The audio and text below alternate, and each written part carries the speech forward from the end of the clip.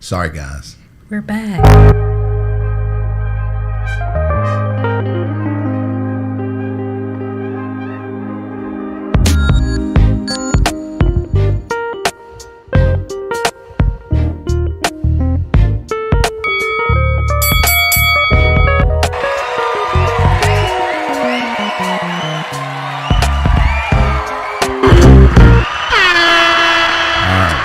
The joys of going live. Live.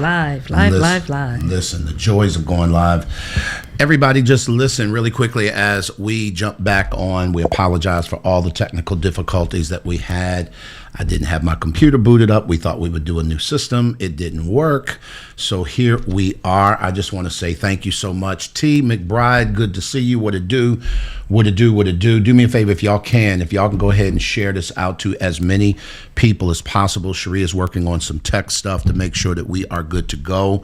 For those of you guys who are new to the channel, welcome. If you have not subscribed, please go ahead and do that. Guys, believe it or not only are we celebrating 60 episodes today, but we're also celebrating that we are less than 100 people away from 5,000.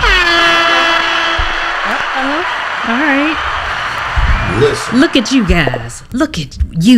What you guys have done. So, yeah, I'm excited. Me too. When we started this channel, we were not anticipating this at all. And we just appreciate you guys for, viewing our content, for subscribing to the channel. For those of you that have joined as day one members, special shout out to you guys. This thing is just growing, and apparently we're talking about something that's interesting to you all. Clearly it is. One of the things we will say is that we saw a tremendous spike. Cherie and I have had a YouTube channel for a number of years. Many of you guys may remember Breakfast and the Brookses. We started that back in, that had to be 2017, 18, somewhere in there. Yeah. And we did a podcast, Cherie and I. It was Breakfast with the Brookses. It was a podcast that was designed to add value to our MAPS community.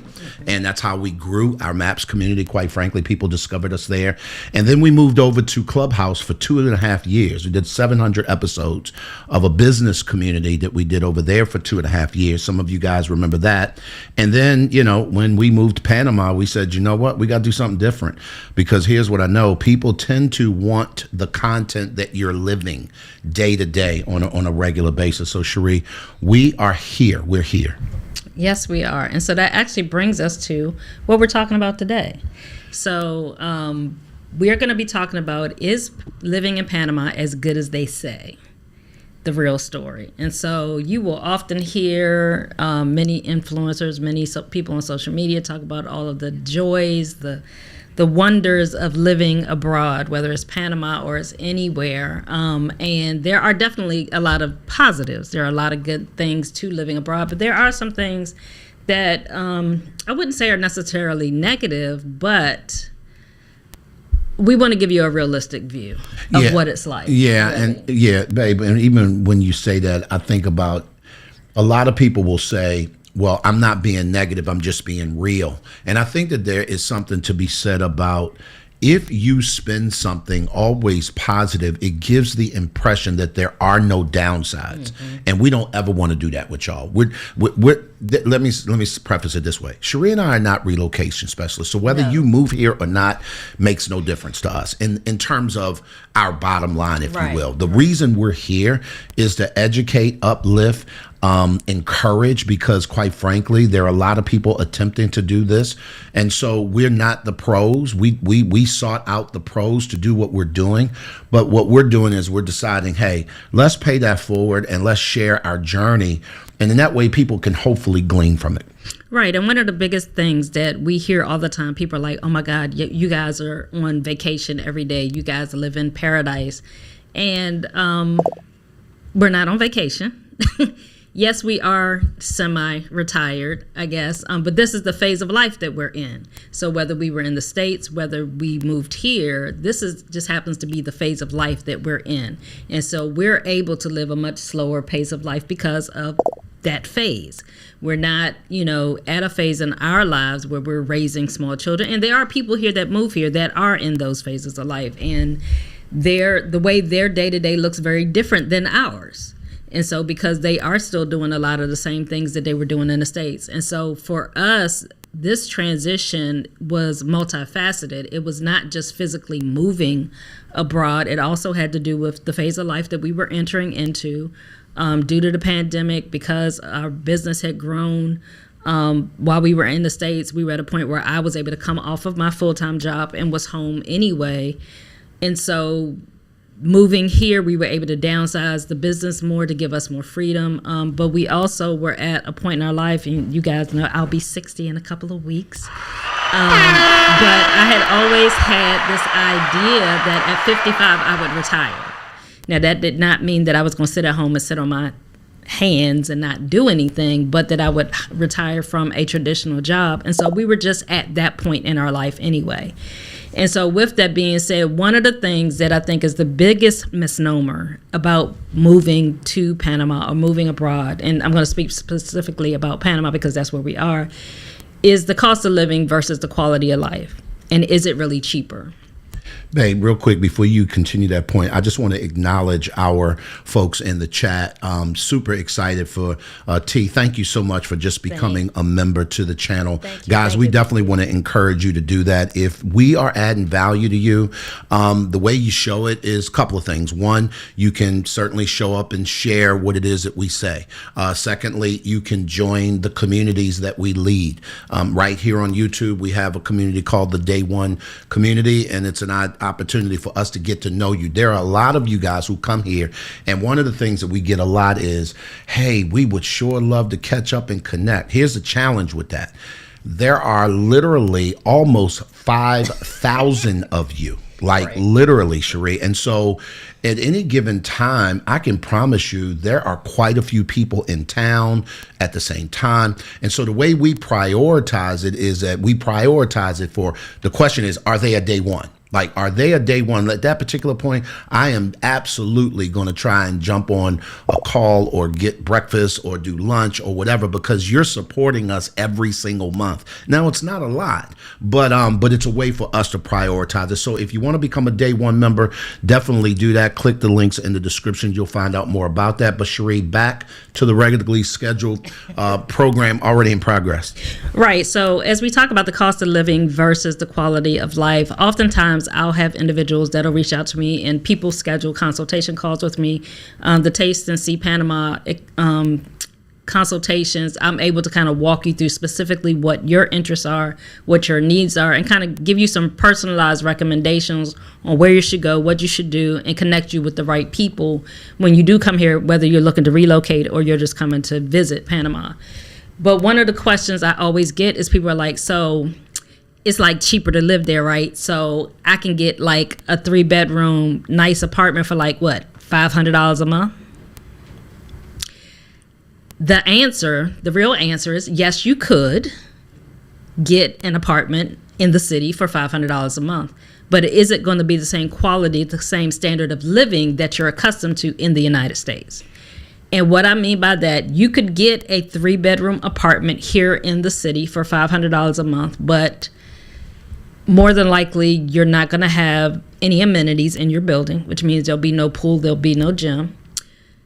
More than likely, it's going to be a place that is an older building, that you may not have an elevator in the building, so you may have to go up steps to get to the 3rd, 4th, 5th, 6th floor. More than likely, you're not going to have backup power in that building. So if the power goes out in your neighborhood, which power goes out in Panama, not all the time, but it does go out. And sometimes when it's out, it can be for an extended period of time. You won't have backup power. You also may be subject to, when they do water shortage, they ration water throughout the city. So there'll be periods of time when you'll get a notice saying, hey, they're rationing water. So depending on the building that you live in, whether they have a reserve tank, you may be without water. So you also may not have many of the creature comforts that you're accustomed, such as having a washer and dryer in your unit, having a fully equipped kitchen. So these are all things you have to consider. Yes, you can get a place for $500-$600 a month, but is it the standard of living that you're accustomed to? And also the neighborhood. Where is that apartment going to be? Is it going to be in one of the nicer neighborhoods? And when I say nicer, I'm not talking about crime or you not feeling safe, but just a nicer neighborhood.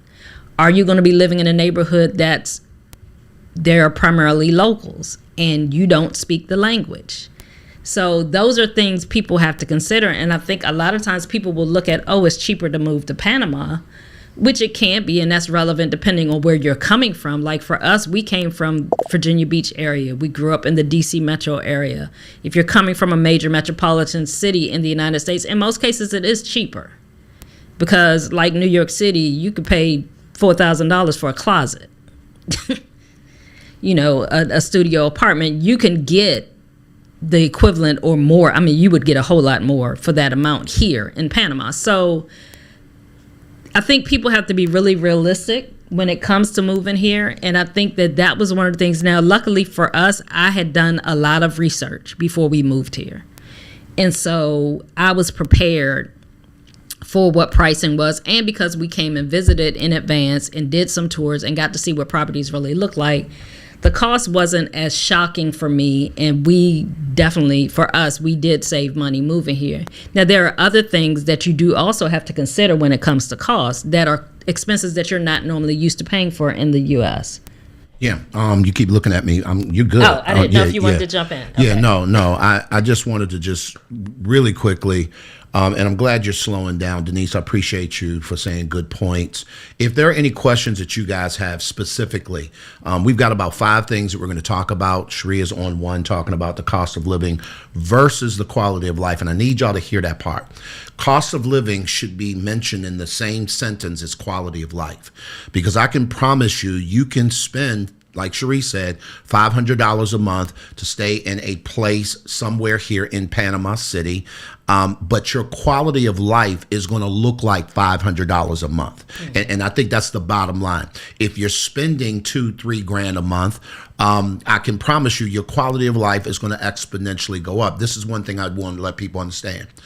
A $2,500 to $3,000 a month quality of life here looks very different than a $2,500 to $3,000 a month quality of life in Atlanta, in Washington, D.C., in Baltimore, in New York, in Philly. These major metropolitan hubs, that money doesn't stretch far at all. So the question you really have to consider is not how much is it, is what kind of quality of life do I want to live, and what is my budget to be able to speak to that? Right. And so speaking of what Glenn just said, as far as the actual amount, so if you look at $2,500 to $3,000 a month rental here, you are in what in those cities would be the equivalent of a very affluent neighborhood. You would be in like the upper 1% here if you're paying that much monthly for rent. And so just to give you an idea as far as where to match the money to the standard of living. So if you're spending $2,000 or more, you're in a really nice building that has a lot of amenities, that has all the things in a nice area that you can walk, that you can usually get to things. You got grocery stores, you got, shops, restaurants, all in your area that are not that far that you can get to. You're in either a business district or you're downtown. I mean, you're somewhere in the main city, in downtown area of Panama City, in one of those major areas. So you have amenities. You have the things that you need close to you, and you're in a very nice neighborhood. As your rent goes down, the neighborhoods are going to change. It's going to vary. Now, I mean, I don't see any expats moving here and living in what we would consider the hood here, in those really lower income places, just because of the standard of living. I don't see somebody moving here and staying someplace paying $100 a month. Not here in the city. I mean, that just is not, it would not match your standard of living at all. So I think you just have to be realistic when you're looking at what you're able to pay and what that's going to look like here. So let me just jump in this last point, and we're going to move on to number 2. We're going to talk about the expat experience, finding community and feeling isolated. These are all things that coming up on 2 years now that we've lived here that we've experienced. One thing I do want you guys to really focus on is your quality of life. I've watched expats who want to retire and move here, and they want to do it solely on what their retirement has to offer. If you're in the U.S. and your Social Security is paying you, let's just say, I'm going to just use a number, $3,000 a month, right? You can come here and you can, because you're retired, you can get a pensionado visa and all that sort of stuff, although the threshold for that is right around $1,000. The truth of the matter is that your quality of life also includes your health at that level, at that retirement space. So let's just be dead real. Unless you're retiring from, say, 20 years in military service, where you're retiring at 40 years old, right? Most people who are retiring are up in age a lot further than 40. They're more like 60 and above, right? Now, if you're cashing out your Social Security and all that kind of stuff, you're even older than that.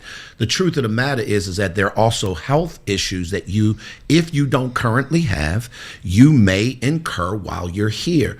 The question is, had you thought about what that looks like in terms of insurances or not? Even though the quality of healthcare here is absolutely excellent. I mean, it's just on par with the U.S.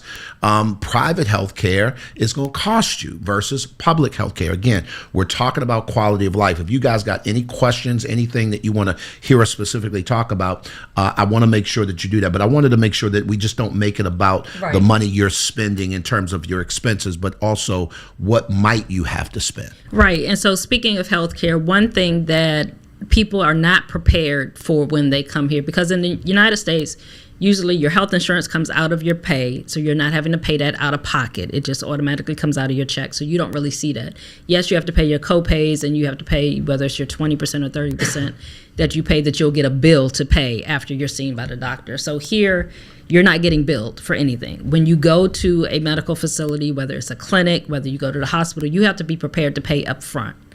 And so as an expat, now I will say the average doctor's visit here is about what your normal copay is in the United States. So healthcare is definitely less expensive here, but you have to be built to have that money to pay it on the front end. They're not going to bill you. They're not going to say, okay, great, pay this and we'll bill you the rest. You have to pay the whole thing.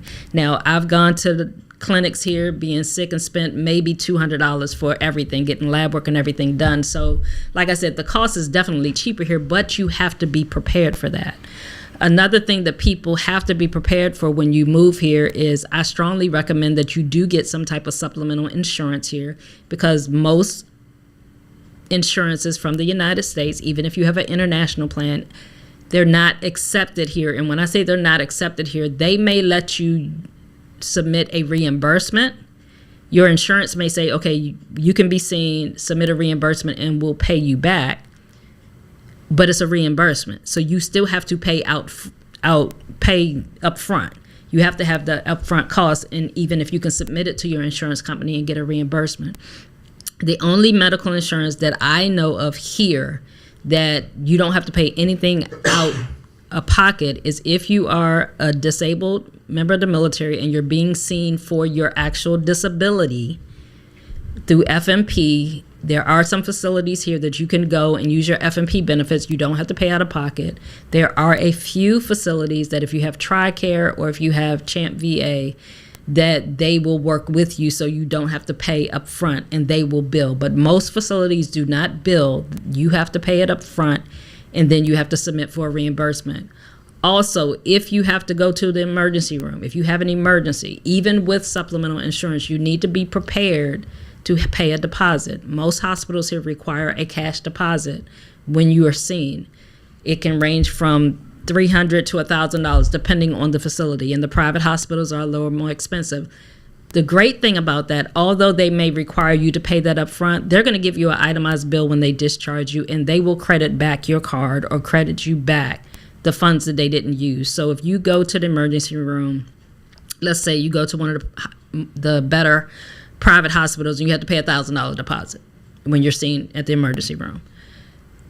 They see you, they do everything, and it only costs $150. They're going to put that other money, that $850, back on your card immediately.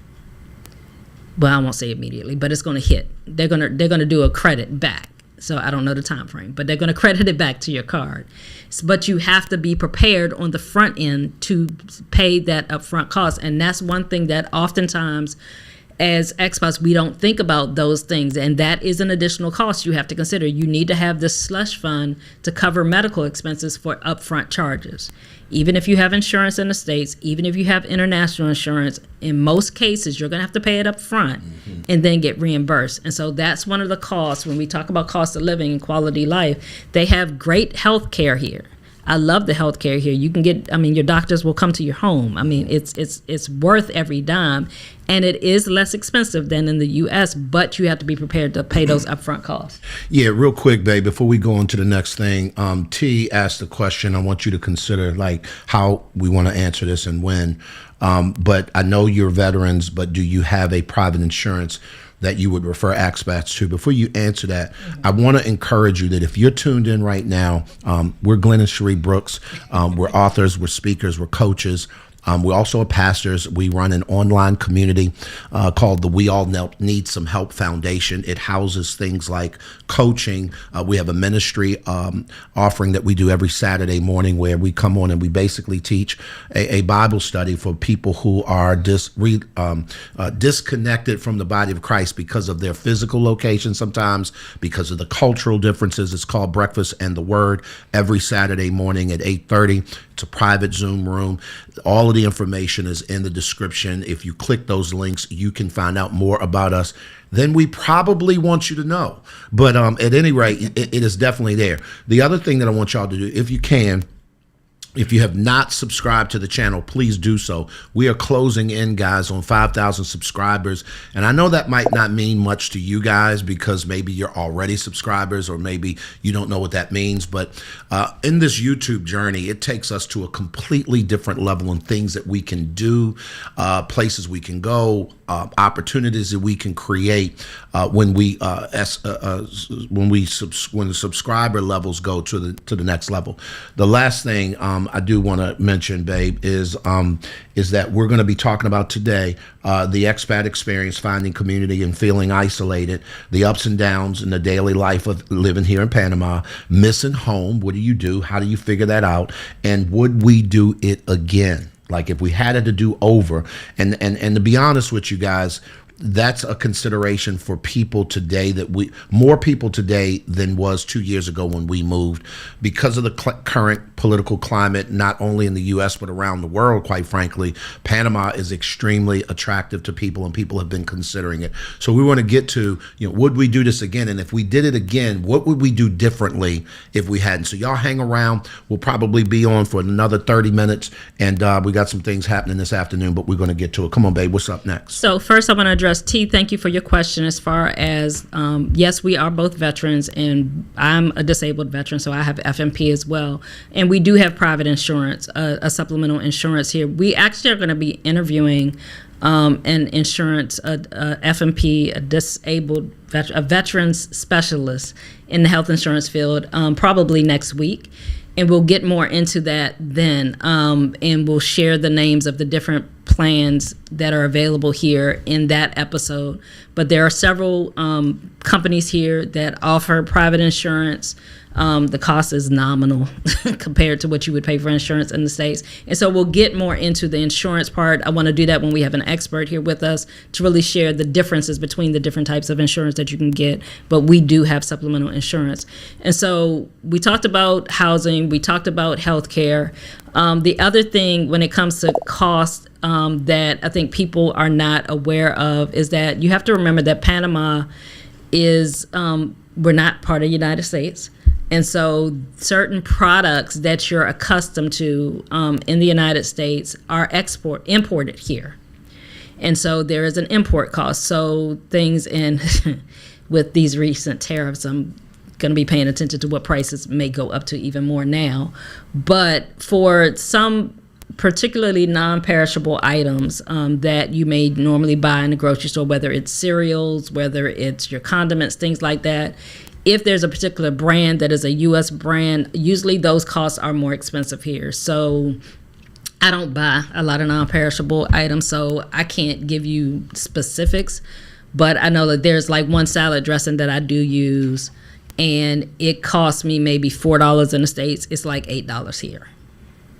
So those are things you have to just consider, that if there are particular brands of things that you normally used in the U.S., it's going to cost you more. Now, you can order things through Amazon. You can order them online and have them shipped here, but then you're paying a shipping cost.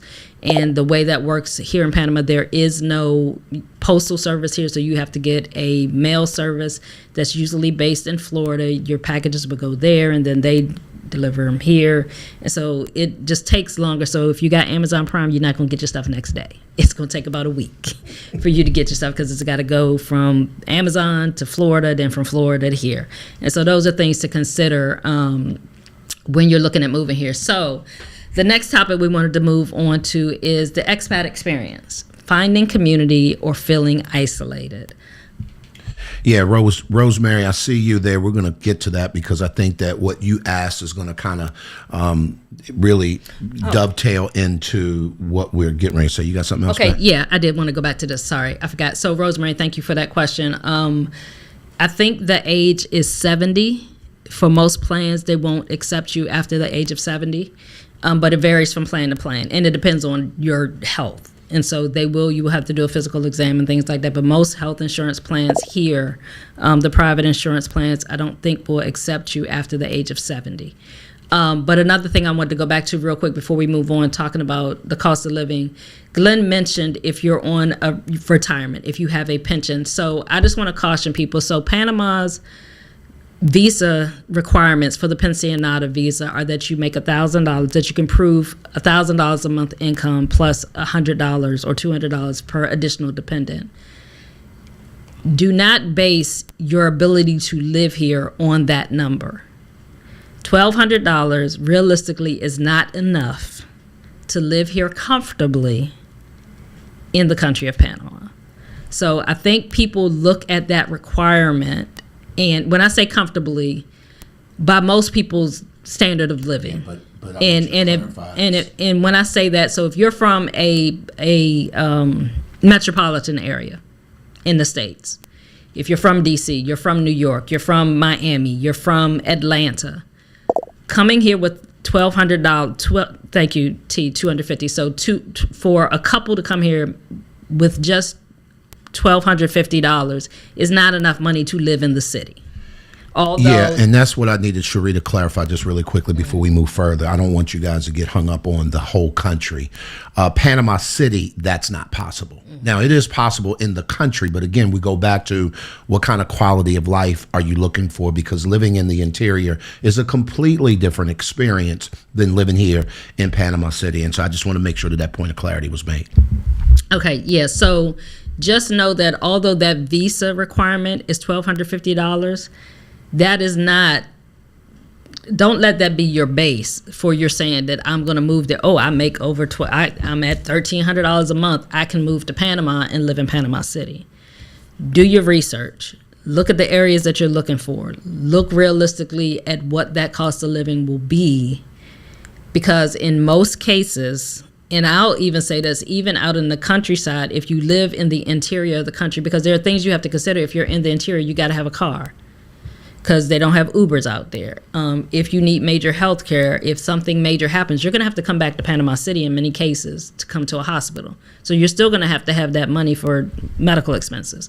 So realistically, $1,250, I would not recommend somebody make that move if that is your sole income. Yeah. Now, Cherie is going into great detail, y'all, primarily because we have seen people come here under those premises and have to go back because they moved out of, they just didn't know. And so when she said you can't get an Uber in the interior, that's not necessarily true. They're not nearly as plentiful as they are here. And there are some parts of the interior you can't at all. So I need you guys to understand that, we don't want to paint broad strokes. This is why doing your own research, and I can't say that, put that in the chat, babe. The disclaimer is do your own research. And one of the easiest ways to do it is do it with people who currently live here. And the reason why is because things change so rapidly. You can, and let me just say this, your experience as a traveler here for 3 months is very different than a person who lives here every single day.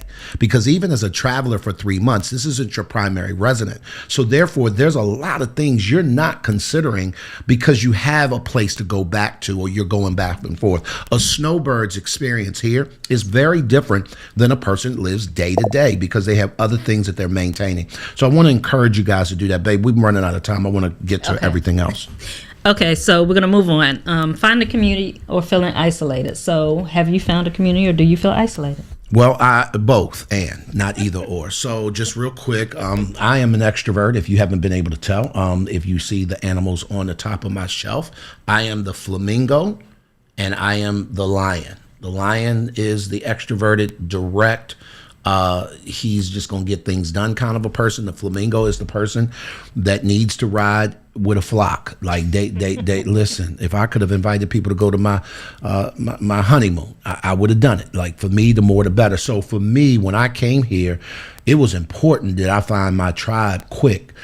Here's what I want to tell you. For about the first 3 or 4 months, I sort of slipped into a little bit of a depression. I don't think I acknowledged that then, and I didn't see it as that. But I was feeling really down, and I was really, really sad for quite some time, and I hadn't realized why. And for those of you guys that don't know our backstory, we moved here because we prioritized Cherie's mental health. It was not a bucket list item. It was not a Blacksit move. It was not a vision board thing. We didn't pray to Jesus for 40 days and he gave us a vision. Like, listen, this was primarily through, a lot of this had to do with her counselor. Having gone through, you know, she's talked about this over the years. Cherise struggled with depression and anxiety most of her adult life. And a lot of that stemmed from the military. But the truth of the matter is, y'all, we moved to Panama to prioritize her.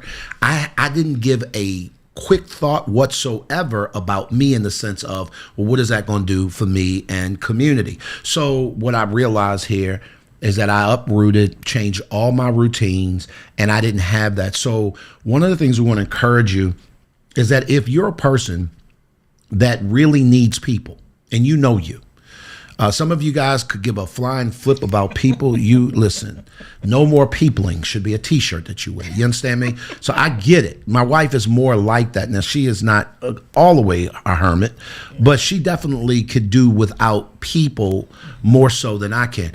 Two things you're going to have to consider. If you don't have a tribe here that you can find, you're going to have to build it. Mm-hmm. And that's going to take time. Both of them are going to take time. And so we went through a bunch of ways of building community and trying to connect with people of like value, people who we've rocked with and vibed with. And just because, let me say this again real carefully, just because they are a black expat doesn't mean that they are part of your tribe.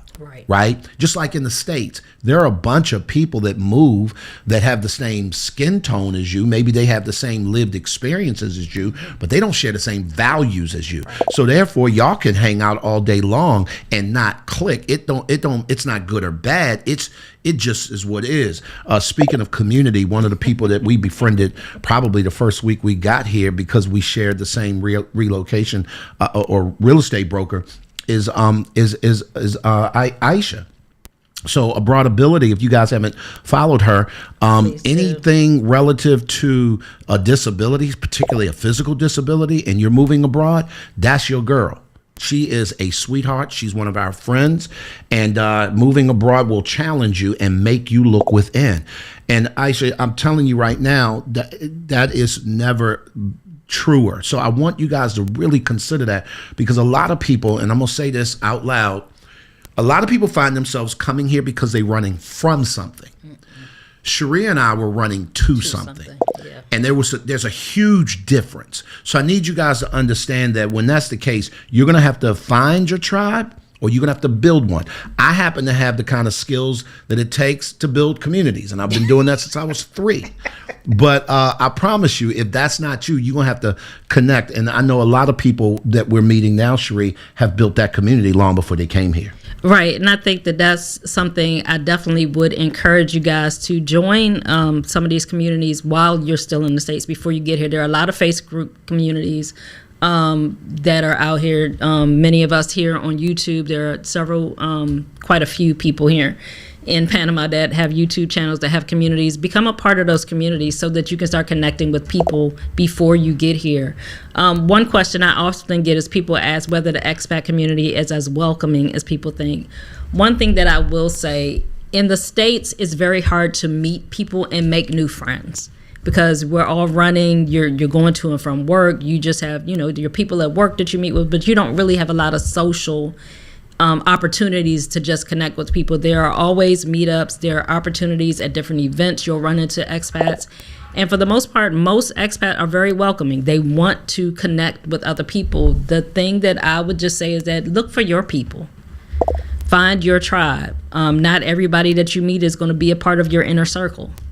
But be friendly. Show yourself friendly and you will make friends. And I think that that's one of the mistakes that I've seen that people do. They'll move here and they isolate themselves. And I understand that when you first get here, you're tired and you just need some you time. And that's great. But then they'll later complain that I don't know nobody. I haven't built any relationships. Well, nobody's going to come knocking on your door. Right. To meet you. Unlike in the States, you don't have a job that you're going to every day to interact with people. So you have to get out and about in order to meet people. So you're going to have to, for those of you that are introverts like me, and I'm not nearly as introverted as I used to be, but you're going to have to come outside of yourself and make yourself friendly and put yourself in situations to meet people. There are a lot of expats here. The locals are welcoming. We've developed relationships with with people that are locals. And so, but it takes you showing yourself friendly to be able to make those relationships. So it's very possible to meet people, to build relationships here, but you have to work on it. It's not going to just come to you. So you're going to have to make the effort to get out and about to be able to meet other people. Hey, babe, real quick before you go on, one thing I will say, and I want to speak to something that my sister said. I don't know your name, but I'm going to go by, I think it's Fab and Good Vibes. Let me say this, and I want to address something she said really specifically. Because when you come abroad, you do have to be concerned about your surroundings and people that you connect to. But let me challenge you. It's no more than you do in the city that you're from. The only difference is here, you don't speak the language. Listen to me. I don't expect any sister of mine to go outside in Baltimore and just start making friends with just any and everybody. And so I want you guys to understand that, as a man, I feel super comfortable allowing my wife, or not allowing, she's a whole grown woman. I don't allow her doing nothing. I promise you. She's a Marine and she's from Southeast DC. So that ain't the case. But being comfortable, I'll put it that way, with walking about and getting out and connecting and doing all the things. Because what I will tell you, particularly about Panama, is that the general vibe is that people are highly respectful. Mm-hmm. I'll be really honest with you. There are places in the U.S. that I would have a problem with, because you're not going to walk down the street, someone speak to you, you not speak back to them, and then now they catch an attitude and cuss you out because you didn't say nothing back to them. Let me just be dead real. Y'all feel me? So that doesn't happen here. At least it hasn't been our experience. So I want to encourage you that definitely you want to keep your head on a swivel. And this is why, really seeking out, like even in our Breakfast in the Word community, there are a bunch of single sisters who connect to us because of the spiritual values we share, right? And so they feel safe when they come and they jump on these calls. We have a monthly meetup where we do a gospel brunch every month. We just went and we go out afterwards.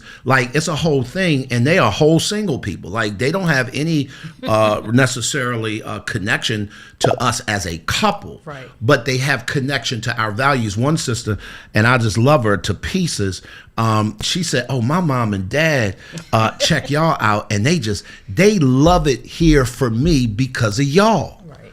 And it's like, that's endearing to me, because we got grown kids. We would want that to be the case for our children, and quite frankly, them jokers have been to places we ain't even been yet. Right. And so I wanted to go to your question, Rosemary. You asked, where are the expats? Expats are everywhere, unfortunately. There are some concentrated areas, but I suggest if you're whatever area you land in, just go to local coffee shops. You'll run into people just walking through your neighborhood. You'll wind up, you can tell when somebody's an expat. Although, yes, we as African Americans do kind of get mistaken as Panamanians, but from one expat to another, easy way to tell is if they're talking in English. In most cases, they're expat. And so, and the thing here, it's a mood. Like, we've had people, we could be out to dinner and we're talking, and people will just come up and be like, hey, are you guys from the States? And it's just the culture here. It's not like, why are you talking to me? Why are you coming over here? You don't get any of that. And so people are open. So if you run into somebody, just introduce yourself and you'll meet people. But there are, like I said, if you join any of the communities that are online, oftentimes they have meetups. So those are places that you can meet a group of expats, but I can't give you a specific, all the expats are here, all the expats are here, because they're all throughout the country. So even in the interior, there are areas where there are expats. And so just whatever area you're in, just get out and about and you'll meet people. And, like I said, show yourself friendly and you'll make some friends. All right, number 3, I think we at number 3, the ups and downs of daily life in Panama. Yeah, so we kind of touched on this a little bit already when I talked about housing and talked about the power outages and the water shortages.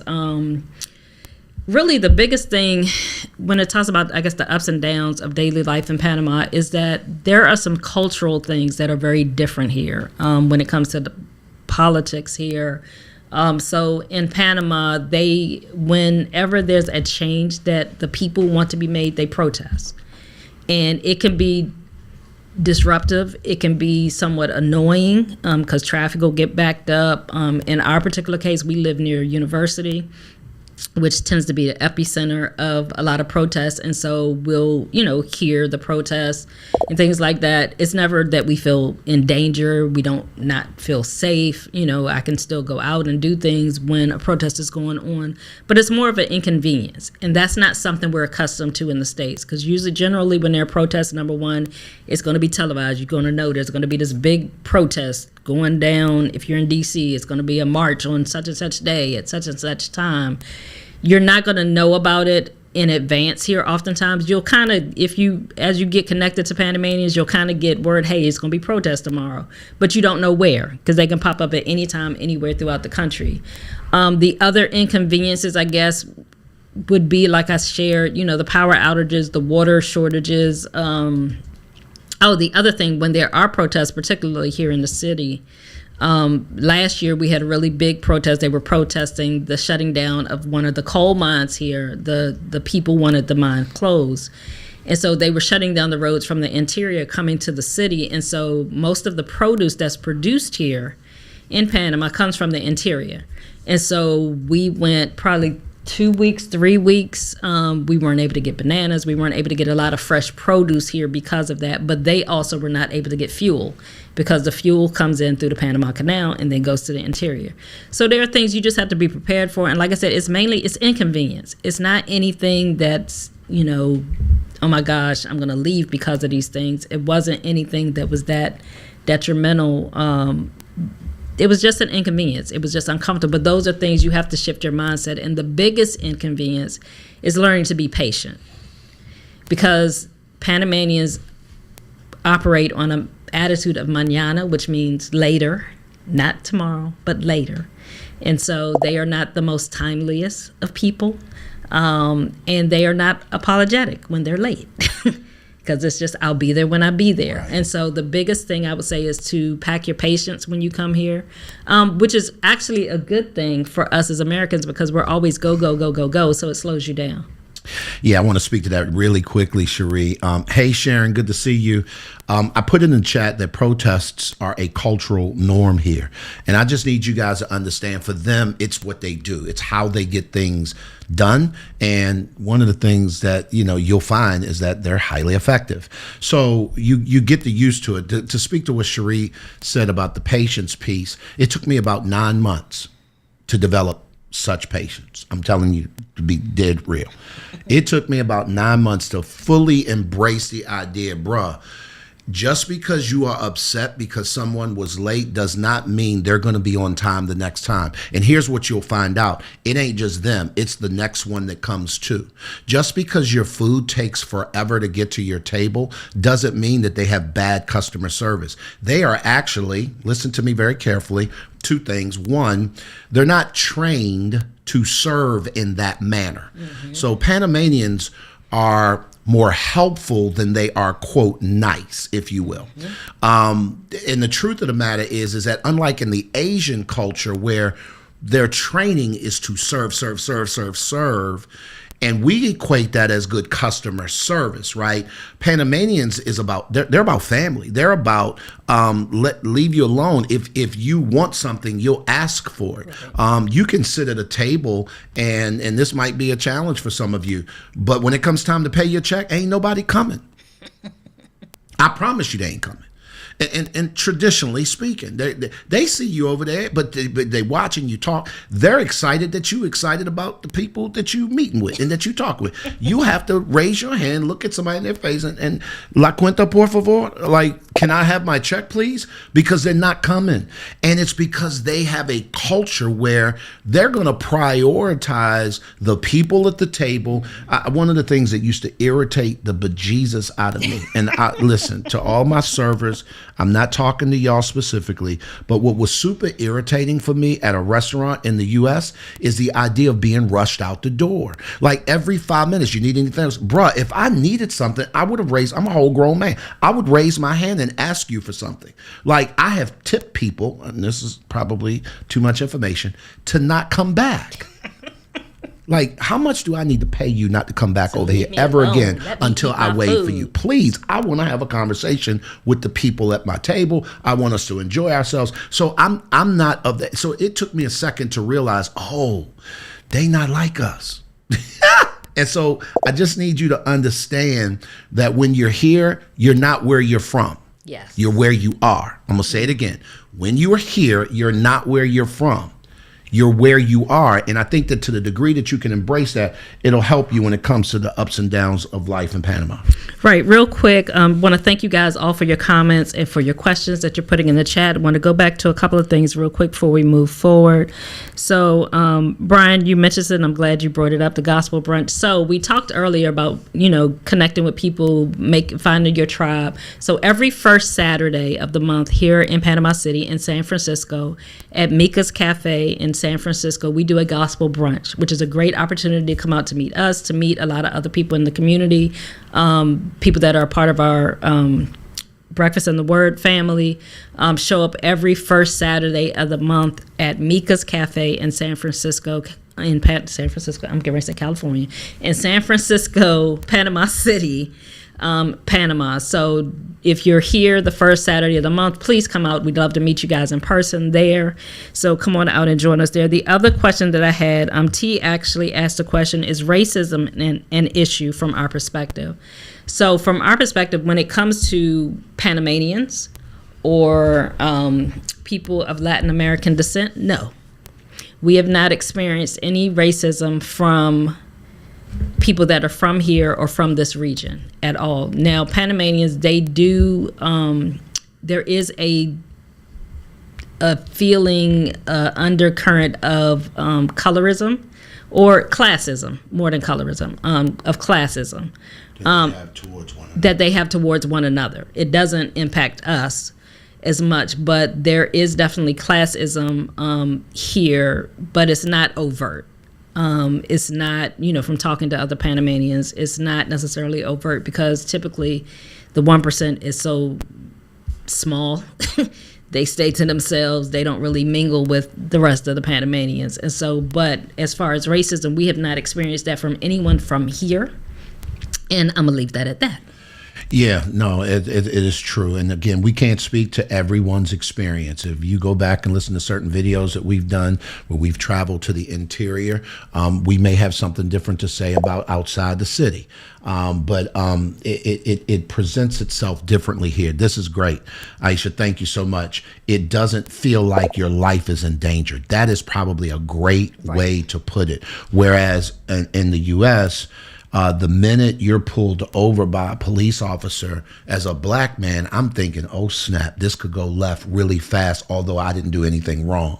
You don't feel that way. There's not and I used to say it this way, babe, there's not an anger undertone with it. So I'll give you a quick example. Yeah. You'll hear Panamanians joke each other about their skin color, and it's a joke. They're not really negrito or little blackie or whatever the case may be. Like, they're using that just to describe the dude that you saw yeah, you remember that guy, the little black dude. And then I think about it, I said, you know what? We do that all the time in the U.S., but it's not meant to throw shade or whatever. So you'll hear a lot of that. But Aisha, you hit the nail on the head, Aisha, that it presents itself differently. Right. It doesn't come from that deep-seated hatred. Right. Even with classism here, it doesn't appear that it's coming from a place of hate. It is simply just, you're this class, you're that class, but it's not fueled by the hatred that we're accustomed to, that prejudice or, is accompanied within the United States. It comes from a place of hate there. And so it's a violent, a mean, a nasty thing and vicious thing. But here, it doesn't come from that place at all. If you encounter anything, and I'm speaking from Panamanians, from people from this region. And I'm keeping saying that because I want to caution people. Yeah, I want to caution people. When you go to another place, if you leave your home country and go to another place, don't bring the same baggage that you had there with you to a new place. Go there with an open mind, willing to embrace their culture, willing to embrace their mindset when you go to another country. Because what happens when you come and you bring your mess with you to a new country, you're now spilling that into that country. And that is not why they welcomed you. That is not why they wanted you to come. And the reason why people typically relocate is because you want a change.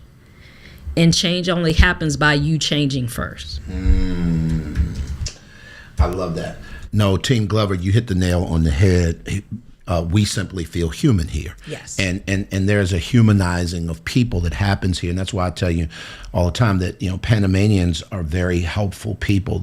Cherie broke her ankle and total strangers reached down to pick her up. Now, she don't speak at this point. She probably had 5 words of Spanish, and now she may have 40. You know what I mean? Like, so the point I'm making is that she wasn't speaking the language, but they're extremely helpful. No one was just bouncing by her and not really trying to reach out. So they definitely is a human factor here. We got 2 more things that we want to drop on you guys. We're a little bit over time. We normally try and keep this right around an hour. So apologize for the technical difficulties area again. For those of you guys who do not know, we are celebrating our 60th episode of Behind Closed Doors with the Brookses.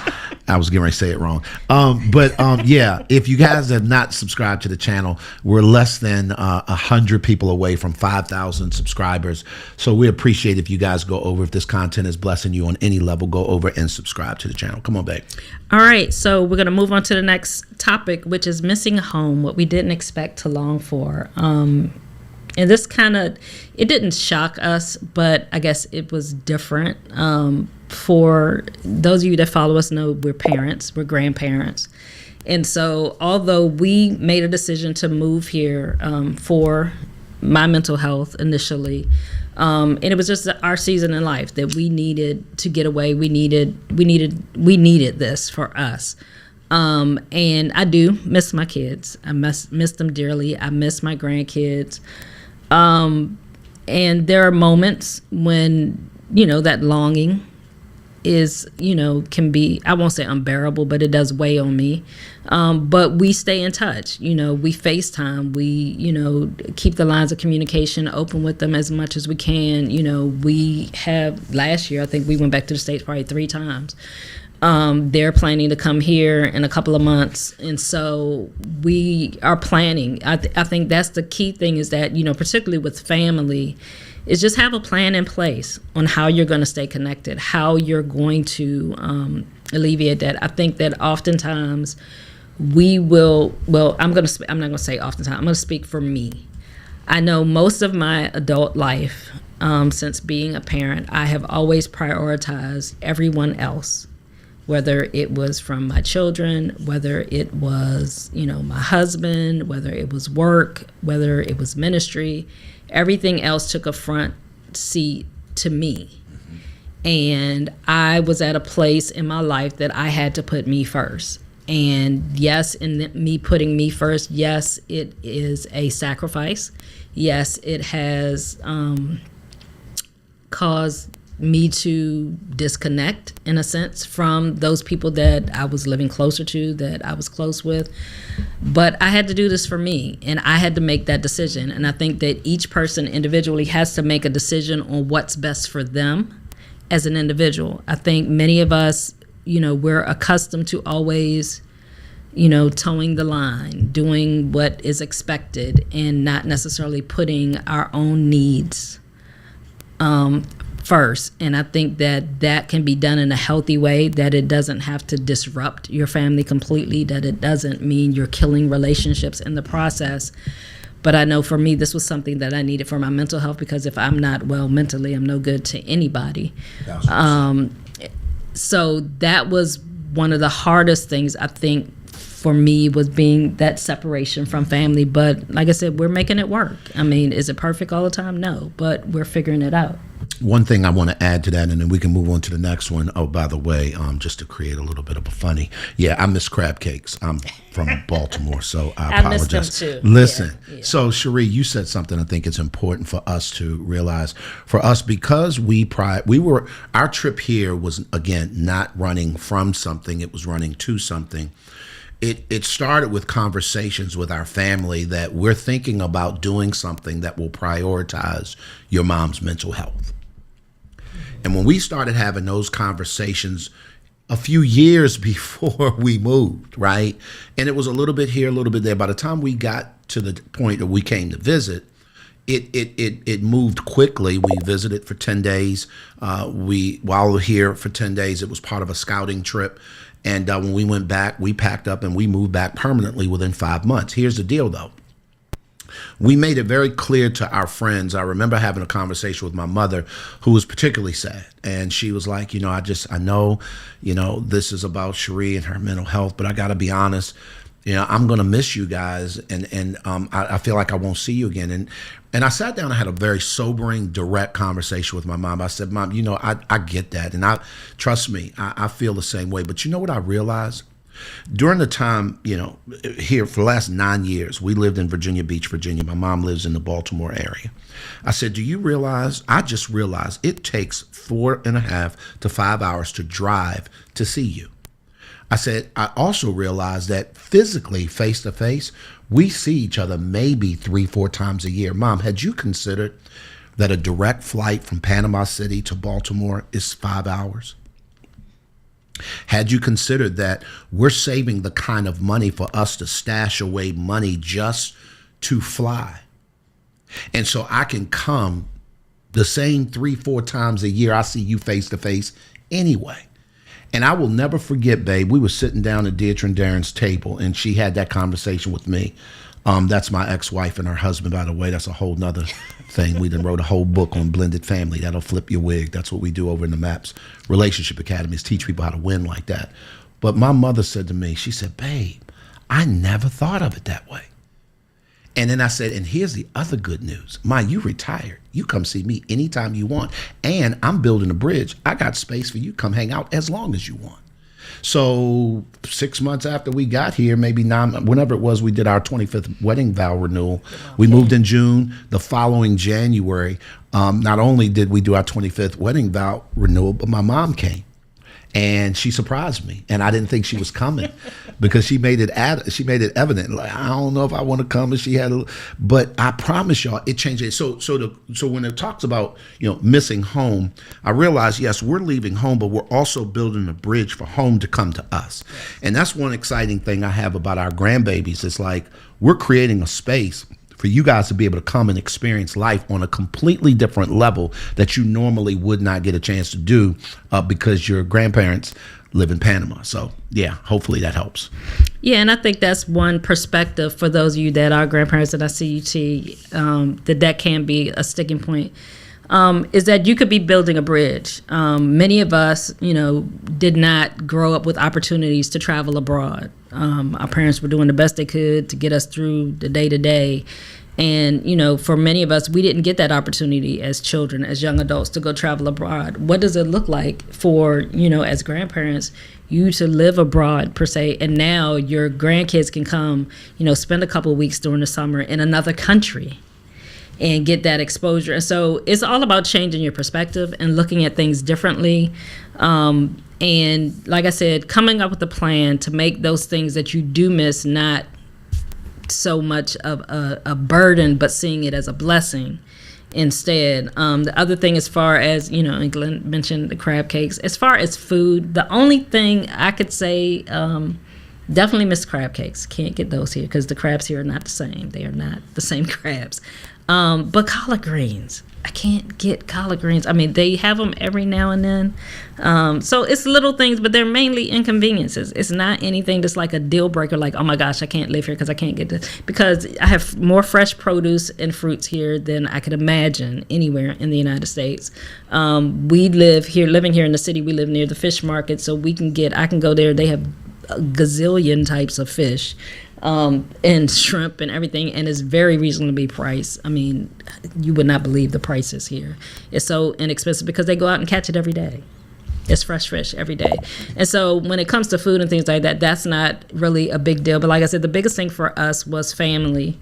And just, like I said, coming up with a plan, creating a plan on how to stay connected to them while we're here. And it's a work in progress. It's a continual work in progress. Ideally, my heart would be that they would all move here, but don't know if that's going to happen because our adult children are nowhere near retirement. And so I don't know how they could, do that and still have an income that would be commensurate for them to be able to live the way that they live here. So, we just continue to keep working on that and stay in touch. Yep. And so, listen, we're going to go ahead and move on to the last one. And again, this is just us sitting with you guys live to talk a little bit about, what we've experienced in the last, it'll be 2 years in June.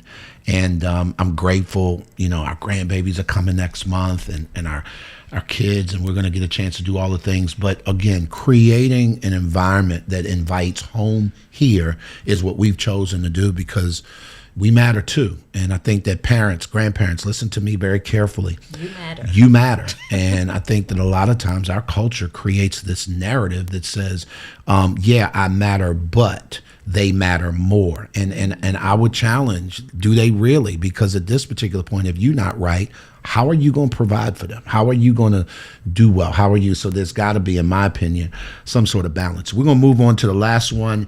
And the question begs, would we do it again? Our honest verdict. After living here in Panama, do we really think that this was the right move? And would we do it again? And keep in mind, the political climate that's in the U.S. has been there for a minute. So although it wasn't as crazy as it is right now, it had its own level of crazy. So the question is, would we do it again, Cherie? Oh, you want me to answer first? Heck to the yeah. Heck yes. I think for me, number one, like we said before, the primary reason we moved here was for my mental health. I was suffering from severe anxiety. The pandemic did not help that.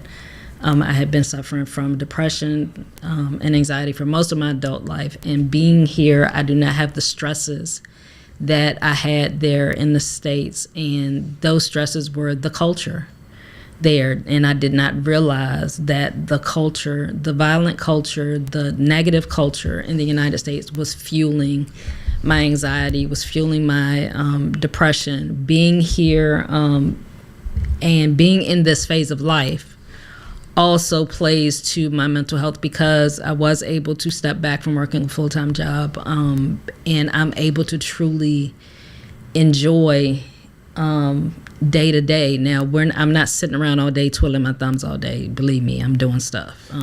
We got a whole bunch of stuff going on. Yeah, I have to remind Cherie, she ain't retired. Right. She's I we like have a whole business that we run online, and she wanted to get me to believe, nah, I'm gonna be retired. I was like, babe, I don't know. I'm retired-ish, and so I'll say that I'm retired-ish. And I think it's little things here that make the environment just fuels peace for me. Being able to get up in the morning and just move at my own pace, being able to see sunshine probably 360 days a year, all day, just fuels for me the notion that I made the right decision. I needed this for my own personal well-being. For us, because of us being in this place that, just gives us both peace, has helped our relationship, helped us to be able to focus more on us and spend quiet time together. And so, yeah, definitely I would do it again. Like I said, there are things that I miss from the States, but overall, yes, this is something that I would do again. I have no regrets whatsoever. I believe this is probably the best decision, the best decision that we've made as a married couple in the past 26 years was moving here, because it jump-started something in us, that although we're in the latter phases of our life, I feel much more alive today than I have in a very, very long time. Yeah, that is crazy that you say that. I'm going to speak to what Rosemary said. And by the way, let me just say this, y'all, so that y'all are clear. I know, and I'm going to answer the question, would I do it again? I would. However, what I would have done differently was focused on making sure that I would be good in concert with Cherie. And so it took me a second. I was a little angry. It was an internal anger. It was a thing. I didn't know that I was angry. I was a little miffed, and I just didn't understand what was happening. And I realized that for me, I traded my routine without the knowledge of needing to build a new one, because I didn't think it would be that deep. The other thing I would have done differently is considered spiritually what kind of community was where I was going. What, like from a spiritual standpoint, we're believers. We love God.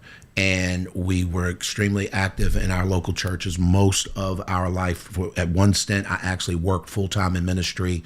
So for me to jump and make that move so quickly, not having even prayed about, if I'll be really honest, like where would we go to church? Who would we fellowship with? How would that look?